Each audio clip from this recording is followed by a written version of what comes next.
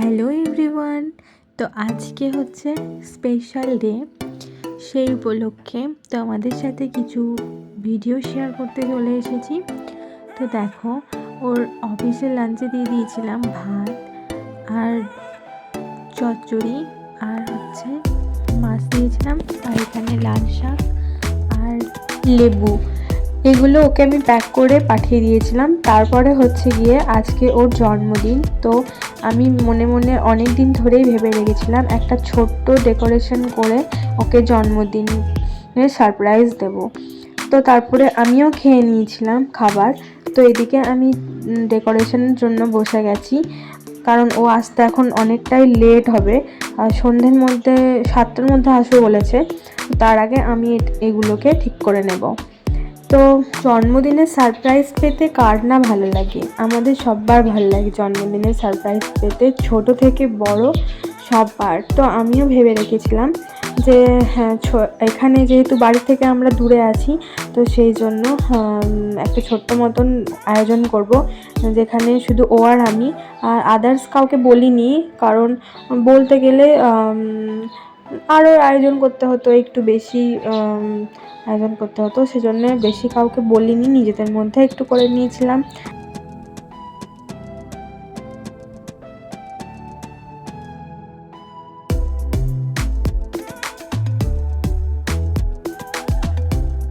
রান্না বান্না আছে যেহেতু, সেজন্য আমি আগে ডেকোরেশনটা কমপ্লিট করে নেব, আবার তারপরেও সন্ধ্যের বেলায় কেকটা আনতে যেতে হবে, তো সেজন্য তখন আর সময় পাবো না, তাই এখনই আমি ডেকোরেশনটা কমপ্লিট করে নেব।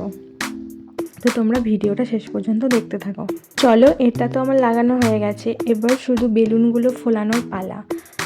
এখানে আমি অনেক রকমের বেলুন কিনে নিয়ে এসেছিলাম, মানে অনেক কালারের হ্যাপি বার্থডেওয়ালা বেলুন, মানে যেগুলো লেখা থাকে হ্যাপি বার্থডে। তো সেই বেলুনগুলো আমি কিনে নিয়ে এসেছিলাম, জন্মদিনের সময় লাগালে এটা দেখতে খুবই সুন্দর লাগবে।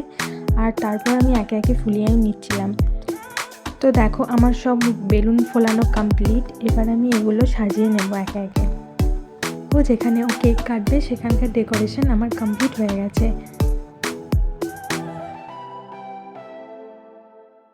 ঘড়িতে তখন বাজছিল 2:05। তো এবার একে একে রান্নাগুলোও তো সারতে হবে, সেজন্য আমি রান্নাঘরে চলে এসেছিলাম। এখানে ভাবলাম এখন বিকেল থাকতে থাকতে আমি চাটনিটা বানিয়ে নিই। চাটনিটা হচ্ছে একটা মিক্সড চাটনি মতন করেছিলাম সব কিছু দিয়ে। আরও অনেক কিছু রান্না হবে, যেগুলো সব করে নেব একের পর এক। আবার মাঝে আমাকে কেকটাও আনতে যেতে হবে, সেজন্যই এত তাড়াতাড়ি রান্না চাপিয়ে দিয়েছি। আর তারপরে সমস্ত সবজিও আমি এখানে কেটে নিয়েছি, আর তারপরে পায়েসটাও বানিয়ে নিয়েছিলাম। তারপর আমি ফ্রাইড রাইসের সব সবজিগুলো কেটে রেখেছিলাম, আর তার সাথে পেঁয়াজও কেটে নিয়েছিলাম মাংসর, কারণ মাংস তো মাস্ট জন্মদিনে, তো সেই জন্যই। আর এখানে দেখো, আমি কড়াইতে তেল দিয়ে দিয়েছি, আর মাংসটাও আমি করে নেব। তো দেখো, তোমাদের সাথে গল্প করতে করতে আমার ফ্রাইড রাইসটাও বানানো হয়ে গেছে, আর এদিকে দেশি মুরগিটাও আমার বানানো হয়ে গেছে। ও মাটন খাবো না বলেছিল, তাই দেশি মুরগির আয়োজন। বাজার থেকে এসে কেকটাকে সাজিয়ে নিয়েছিলাম।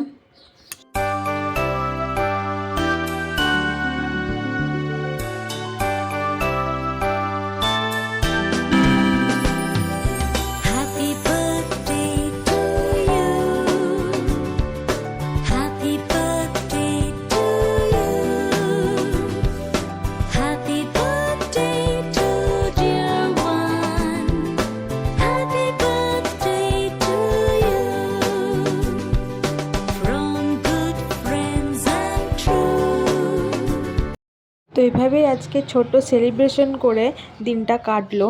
তো রান্না বান্নার ফুল ভিডিও তোমাদের সাথে শেয়ার করলাম না, দেখা হবে নেক্সট ব্লগে।